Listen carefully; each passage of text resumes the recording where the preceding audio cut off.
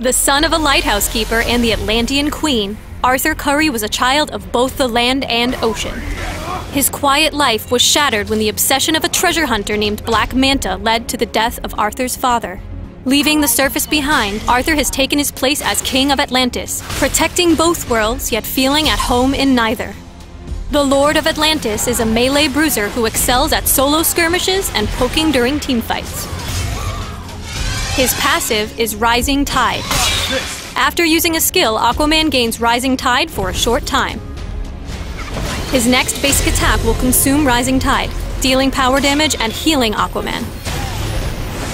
Rising Tide scales with power damage and its heal scales with attack damage.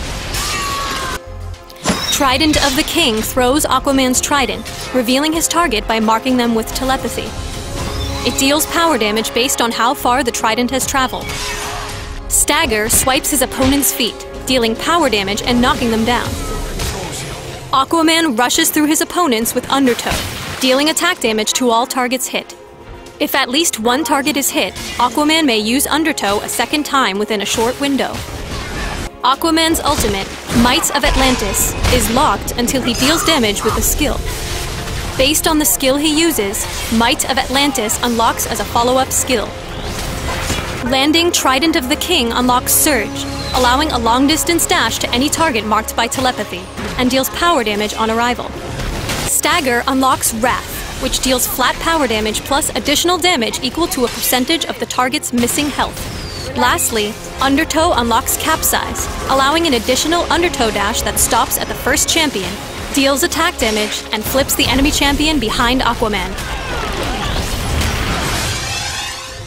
Try to maximize Rising Tide by landing a basic attack between each skill, providing added damage and healing.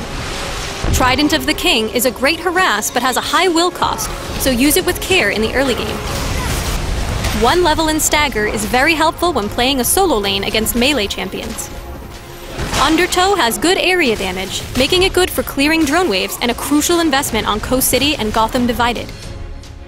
Learning which Might of Atlantis follow-up to use, and when, is all part of mastering Aquaman.